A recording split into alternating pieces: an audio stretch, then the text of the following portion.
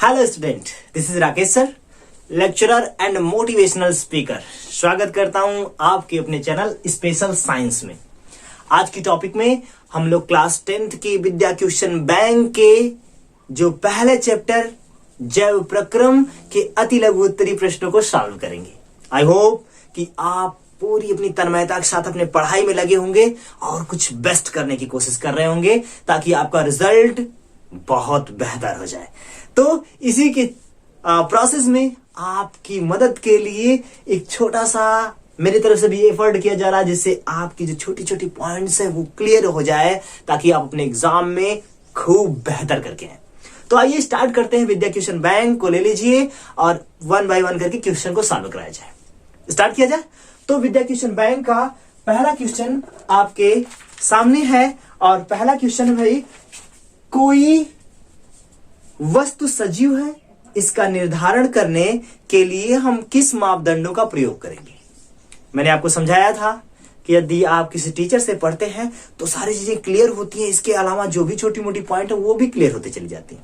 बात समझिए, सजीव के लिए क्या क्या आवश्यक है। आप सजीव हैं, हम सजीव हैं, है ना। हमारे जितने पेट एनिमल्स हैं वो सजीव हैं, पालतू जानवर। उनके लिए क्या क्या आवश्यक है। श्वसन कंपलसरी है, भोजन पोषण कंपलसरी है, परिसंचरण जो हमारे शरीर में दौड़ रहा है वो, वृद्धि विकास, ये सारी चीजें जितनी प्रक्रियाएं हमारे शरीर में आपके शरीर में होती हैं वो सभी चीजें जीवित जीवधारी के लिए कंपलसरी होती है, जरूरी होती है। आई होप कि आप उन सभी क्रियाओं को अपने आंसर में इन्वॉल्व कर सकते हैं। क्लियर है। दूसरा, किसी जीव द्वारा किन कच्ची सामग्री का उपयोग किया जाता है। कच्ची सामग्री समझिए, ऐसी सामग्रियों को कहा जाता है जो कुछ टाइम के लिए होती है फिर वेस्ट हो जाती है, खराब हो जाती है। हमारे शरीर में निरंतर आप देखेंगे दिन भर श्वसन होता रहता है, चाहे सोए हो चाहे जाग रहे हो। तो कच्ची सामग्री में कार्बन डाइऑक्साइड और इसके बाद ऑक्सीजन, ये दोनों चीजें क्या होती हैं, कच्ची सामग्री की जाती है। ये निरंतर श्वसन द्वारा इनहेल होती है फिर एक्सहेल होती है, मतलब एक बार अंदर जाती है बहुत सारी गैसों को एक साथ लेकर ऑक्सीजन स्टोर कर लिया जाता है, फिर बाकी चीजों को बाहर भेज। निरंतर ये चीजें हमारे शरीर में, हमारे प्लांट के शरीर में होती रहती हैं, तो उन्हें कच्ची सामग्री के अंतर्गत रखा जाता है। क्वेश्चन नंबर 3, जीवन के अनुरक्षण के लिए आप किन प्रक्रमों को आवश्यक मानेंगे। भाई, आपको जीवित रहने के लिए आपके शरीर में कौन कौन सी ऐसी क्रियाएं होती हैं जिससे आप प्रूफ होता है कि आप जीवित हैं। हम बोलते हैं, हम गमन करते हैं, श्वसन करते हैं, परिसंचरण होता है, पाचन होता है, बहुत सारी क्रियाएं होती हैं। उन समस्त क्रियाओं को आप इन्वॉल्व कर सकते हैं। इसमें दिया है श्वसन, पोषण, वहन, उत्सर्जन, जनन। जितनी यूनिट्स आई है वो सारी चीजें हैं कि भैया पाचन होता है, जीने के लिए एनर्जी चाहिए, पाचन होता है, श्वसन होता है, परिसंचरण होता है, लोकोमोशन कह सकते हैं, वृद्धि और विकास भी उसमें इन्वॉल्व कर सकते हैं, जनन होता है। सारी क्रियाएं सजीवों के लक्षण में भी इन्वॉल्व कर सकते हैं, इसके अलावा तीसरे प्रक्रम में भी इन्वॉल्व कर सकते हैं। बातें क्लियर हो रही है। मैं थोड़ा जल्दी जल्दी पढ़ा रहा हूं ताकि ज्यादा क्वेश्चन को अटेम्प्ट कर लूं। आप थोड़ा कंसंट्रेट होकर सही कर लीजिएगा उसको, है ना। कंसंट्रेट रहेंगे तो सारी चीजें क्लियर होती चली जाएंगी, जो भी डाउट्स हैं, है ना। अभी मैं बहुत ज्यादा एक्सप्लेन इसलिए नहीं कर रहा हूं क्योंकि ये सभी चीजें बस छोटी छोटी पॉइंट पे, जहां बहुत बेहतर एक्सप्लेन करने की बात आएगी बहुत बेहतर समझाया जाएगा। आगे बढ़ते हैं। आगे समझाने वाली पॉइंट, प्रकाश संश्लेषण। चौथा क्वेश्चन, प्रकाश संश्लेषण के लिए आवश्यक कच्ची सामग्री पौधे कहां से प्राप्त करते हैं। अब समझ लीजिए, मैं आपको बहुत अच्छी पॉइंट बता रहा हूं। प्रकाश संश्लेषण के चाहे घटक पूछ दे, क्या घटक, तो घटक का मतलब समझिए, जितनी चीजें प्रकाश संश्लेषण के लिए आवश्यक होती हैं वो समस्त चीजें क्या होंगी, प्रकाश संश्लेषण के घटक में आएंगी। कच्ची सामग्री कह सकते हैं, प्रकाश संश्लेषण के लिए आवश्यक समस्त कह सकते हैं प्रक्रियाएं, क्रियाएं, ये सभी चीजें। यहां से क्वेश्चन बहुत ज्यादा आने की संभावना होती है। आप समझिए, क्या प्रकाश आवश्यक होता है। हाँ भाई होता है। प्रकाश नहीं होगा तो प्रकाश संश्लेषण होगा नहीं। कार्बन डाइऑक्साइड, हाँ वो तो पौधों का भोजन है, वो जब तक नहीं होता तब तक प्रकाश संश्लेषण नहीं। इसके अलावा क्या, क्लोरोफिल होती है। हाँ सर, क्लोरोफिल होती है, क्लोरोफिल, अरे यार हरित लवक। इसके अलावा और क्या, इसके अलावा और बताइए। इसके अलावा प्रकाश संश्लेषण के लिए जल की आवश्यकता होती है, H2O। अर्थात जितनी चीजें और भी अगर कोई चीज है तो सब घटक के अंतर्गत आराम से आ जाएंगे। इसमें कुछ खनिज पदार्थ भी दिया है ना, खनिज पदार्थ अर्थात प्रकाश संश्लेषण के लिए जो जो चीजें आवश्यक होती हैं वो समस्त उसके घटक हैं, या कह सकते हैं कि कच्ची सामग्रियां इसके अंतर्गत। बातें क्लियर हो रही है कि अर्थात चाहे कच्ची सामग्रियां कह दे चाहे घटक आपसे पूछ दे, एकदम बिल्कुल यही लिखेंगे जो जो चीजें प्रकाश संश्लेषण के लिए आवश्यक होती है। बातें क्लियर, आगे बढ़ते हैं। ठीक है, इतना बेहतर। प्रकाश संश्लेषण, क्वेश्चन नंबर 5, प्रकाश संश्लेषण किसे कहते हैं? प्रकाश संश्लेषण के लिए आवश्यक विभिन्न घटकों के नाम बताइए। लीजिए भैया, आ गया घटक, अर्थात मैंने आपको पहले बता दिया कि ऐसे वस्तुएं या ऐसे चीजें जो प्रकाश संश्लेषण के लिए मदद करती है, ये समस्त चीजें क्या है, उसके घटक है। आप आराम से बता सकते हैं प्रकाश संश्लेषण का जो वो की परिभाषा होती है, ऐसे जीव जो प्रकाश की उपस्थिति में, प्रकाश और क्लोरोफिल की उपस्थिति में अपने भोजन का निर्माण करते हैं, प्रकाश संश्लेषण कहलाता है ना। ऐसे जीवों को स्वपोषी भी कहते हैं। बातें क्लियर हो रही हैं। स्वपोषी दो प्रकार के होते हैं। पहला मैं एक्स्ट्रा बताता चल रहा हूं, इसीलिए कहा गया कि जो भी अगर टीचर्स को ही पढ़ाते हैं तो जो भी आगे पीछे की जो चीजें उसको आगे समझाते हुए ले चलते हैं, है ना। प्रकाश संश्लेषण प्रकाश संश्लेषण में आपको बताया गया कि स्वपोषी जो होता है, स्वपोषी दो प्रकार के होते हैं, एक प्रकाश संश्लेषी और दूसरा रासायनिक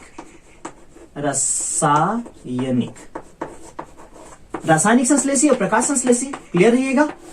अर्थात ऐसे जीव जो प्रकाश की उपस्थिति में अपने भोजन का निर्माण करें। किसकी उपस्थिति में बाबू? प्रकाश की उपस्थिति में अपने भोजन का निर्माण करें तो प्रकाश संश्लेषी। जैसे में समस्त हरे पेड़ पौधे नोट करते जाइएगा दिमाग में, है ना। प्रकाश रासायनिक संश्लेषी, ऐसे जीव जो रासायनिक क्रियाओं द्वारा अपने भोजन का निर्माण करते हैं, रासायनिक संश्लेषी। जैसे बैक्टीरिया आप देखेंगे जहां वॉशरूम होता है, जहां यूरिन को एक्सक्रीट किया जाता है, वहां बहुत ज्यादा स्मेल आती है। लोग कहते हैं यूरिया की तीसरे गंध आ रही है। आप समझिए कि यूरिया को अमोनिया में, अमोनिक एसिड में हमारी बैक्टीरिया कंप्लीट करके अपने भोजन का निर्माण करती हैं, और ऐसे भोजन बनाने की क्रिया को क्या कहते हैं? रासायनिक संश्लेषण। बातें क्लियर हो रही हैं। घटक आपको पहले बता दिया गया। सूत्र आपको कई बार बताया गया है। क्या क्या बाबू? प्रकाश संश्लेषण का इरेज कर दे। चलिए, प्रकाश संश्लेषण का ऑलरेडी एक सूत्र बताया गया है। क्या क्या आप जानते हैं? 6CO2 प्लस, आराम बताइए, 12H2O। अब क्या क्या बताएंगे? ऊपर नीचे, इधर प्रकाश इधर क्लोरोफिल बना लेंगे। इसके अलावा फिर क्या करेंगे भाई? रिजल्ट में क्या आ रहा है? C6H12O6 प्लस, सबसे इंड प्रोडक्ट में क्या निकलता है? अब देखिए, प्लस जल निकलता है 6H2O प्लस। आप कंफर्म होइएगा। यहां से एक और क्वेश्चन आता है, क्या बाबू, कि सर सबसे इंड प्रोडक्ट क्या होता है इसका? तो 6O2 ऑक्सीजन निकलता है। यही तो हमारी सबसे जीवनदायिनी गैसें हैं जो प्रकाश संश्लेषण के बाद कार्बन डाइऑक्साइड ली जाती है और ऑक्सीजन निकाली जाती है। यही किसकी उपस्थिति में बाबू? तो प्रकाश की उपस्थिति में सर। और किसकी उपस्थिति में? हरित लवक, अर्थात लिख लीजिए हरित लवक। बातें क्लियर हो रही है। हरित लवक और प्रकाश की उपस्थिति में क्या होती है? पूरी प्रक्रिया कंप्लीट होती है। बातें क्लियर। आगे बढ़ते हैं तो क्या दिया है? तालाब में जहां, छठा क्वेश्चन, तालाब में जहां जलीय पौधे अधिक होते हैं, जल की सतह पर बुलबुले उठते दिखाई देते हैं। क्यों? प्रकाश संश्लेषण में क्या निकल रहा था बाबू? और जब ऑक्सीजन जल से ऊपर आने लगेगी तो बुलबुले के रूप में बाहर। अर्थात क्या सर? प्रकाश जो होता है, पौधे भी जो अंदर होते हैं, छोटे छोटे प्लांट, वो भी प्रकाश संश्लेषण करते हैं। हाँ, जो हल्की धूप उनके यहाँ पहुंचती है तो प्रकाश संश्लेषण की क्रिया होती है, और वहां से जब ऑक्सीजन रिलीज होता है तो बाहर आता है बुलबुले के रूप में। यही स्वपोषी तो मैं आपको समझाने वाला नहीं हूं, आप जानते हैं स्वपोषी है ना, किन किन चीजों की आवश्यकता होती है स्वपोषी के लिए, तो आप जानते हैं। 7वां क्वेश्चन खत्म, स्वपोषी वाला था, सब आप जानते हैं। 8वां क्वेश्चन, मनुष्य के प्रत्येक जबड़े में अग्र चौड़क दांतों की संख्या बताइए और कार्य बताइए। आई होप कि आप क्लियर होंगे, आप पढ़े होंगे कि जो मनुष्य के दांत होते हैं, दंत सूत्र होता है मैन का, क्या होता है 21, 23 बटा 21, 23। अगर चाइल्ड का पूछ दे बाबू, चाइल्ड पूछ दे तो 2102 बटा 2102। क्लियर रहिएगा, किससे मल्टीप्लाई करेंगे 2 से यहां, या ये पूछ दे तो इससे भी 2 से। अब 1 by 1 सब में क्या करेंगे, मल्टीप्लाई करेंगे 2 से, तो कितना आएगा यहां बताइए। 2 दूनी के 4, 2 एक के 2, 2 फिर 4, है ना, कंफर्म हो रहा है ना, सबसे 1 by 1 मल्टीप्लाई किया जा रहा है। इसके अलावा फिर 6, अगर हम काउंट प्लस कर लें, सबको यहां प्लस कर लें, तो ये ऊपरी जबड़ा है और यह निचली जबड़ा, तो 6 4 10, 2 12, 4 16, अर्थात ऊपर वाले जबड़े में कितने दांत, मैं यहां से इरेज करके बता रहा हूं, ऊपर 16 और नीचे भी 16। लेकिन यहां क्या बराबर दोनों क्या हो गए 32 दांत। ऐसे तो दंत सूत्र अगर आएगा तो निकालिएगा। इसके अलावा अगर ये पूछ क्या रहा है, पूछ रहा है बाबू कि मनुष्य के प्रत्येक जबड़े में अग्र चौड़क दांतों की संख्या बताइए और उसका कार्य। तो सर अग्र चौड़क क्या होता है, ये पहला होता है इंसाइजर, इसे हम कहते हैं कृंतक। क्या कहते हैं, कृंतक। ये दूसरा दूसरा रदनक, ये होता है अग्र चौड़क। इसीलिए कहा गया था क्रम आप बेहतरीन ढंग से याद रखिएगा, और ये होता है चवर्णक। आई होप कि आपको क्लियर होगा। पहला क्या बाबू, कृंतक, दूसरा क्या रदनक, तीसरा क्या अग्र चवर्णक, और चौथा चवर्णक।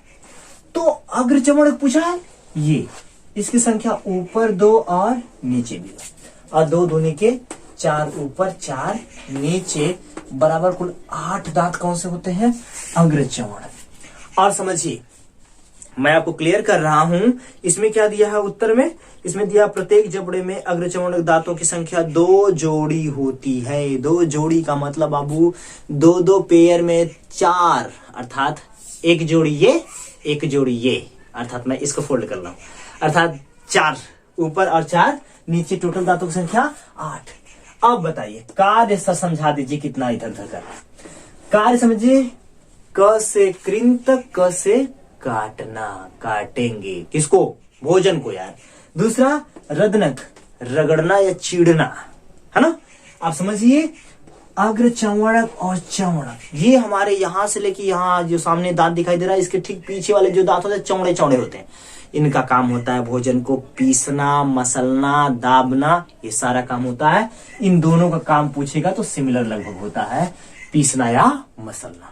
बातें क्लियर हुई, आगे बढ़ते हैं। ये देखिए कितना अजीब सा छोटा सा क्वेश्चन पूछा है, कंफ्यूजन कोई नहीं। आहार नली के विभिन्न भागों के नाम लिखिए। भैया मुख से लेकर ये पूरी आहार नली लेते हुए हमारी छोटी आंत, बड़ी आंत, इसके अलावा एनस तक, ये पूरी सिस्टम आहार नली कहलाती है, जिसमें आप मुख से लेते हुए अमाशय, पमाशय, छोटी आंत, बड़ी आंत तो सब लिख सकते हैं। बातें क्लियर, सब आहार नाल के अंतर्गत आती है। आगे बढ़ते हैं, 10वां क्वेश्चन देख लेते हैं। हमारे अमाशय में अम्लों की भूमिका क्या है। अमाशय में कौन सा अम्ल निकलता है, मैंने आपको पढ़ाया था कि ये हमारा माउथ और यहां से लेके ये वाला स्ट्रक्चर ऐसे घूमता है, और ये सी आकार की, उल्टे सी आकार की संरचना, ये बैग लाइक संरचना जो स्टमच। अमाशय में कौन कौन सा भाग बाबू, तो सर पाइलोरिक, फंडिक, इसके नहीं पाइलोरिक नहीं, स्किप हो गया, अब फंडिक समझ लीजिए। फंडिक पे बहुत ज्यादा जठर ग्रंथियां पाई जाती हैं, और इनसे HCl हाइड्रोक्लोरिक अम्ल का स्राव होता है, जो बैक्टीरिया को मारता है, भोजन को पचाता है, जो भी बड़े पार्टिकल जल्दी जल्दी में आप निकल जाते हैं, स्कूल के लिए लेट हो रहा है, जल्दी जल्दी खाना खा लेते हैं, तो बड़े जो भाग चले जाते हैं, तो HCl उसको क्या कर देता है, छोटे छोटे भागों में तोड़ता है, अर्थात आमाशय में इसका आंशिक पाचन होता है। बातें क्लियर? पूर्ण नहीं, आंशिक पाचन होता है। तो HCl होता है जो ये सारा काम करता है। आगे बढ़ते हैं, अर्थात 10 क्वेश्चन आई होप हो गए हैं, टाइम भी काफी हो गई है, तो आज के लिए इतना। अगले वीडियो में आपको वंस अगेन फिर 10-10 क्वेश्चन का सेट करके जो भी क्वेश्चन होंगे आपके अति लघु उत्तरी, लघु उत्तरी, सब आपको समझाया जाएगा। वीडियो को अपने समस्त दोस्तों तक शेयर कर दीजिएगा, जिससे हमारी स्पेशल साइंस की फैमिली खूब बड़ी हो सके। जब ग्रुप बड़ा होता है तो पढ़ने में भी मजा आता है, पढ़ाने में भी मजा आता है। आई होप कि आप इस वीडियो से बहुत सारी चीजें सीख रहे होंगे। खूब सीखिए, खूब आगे बढ़िए। Best of luck.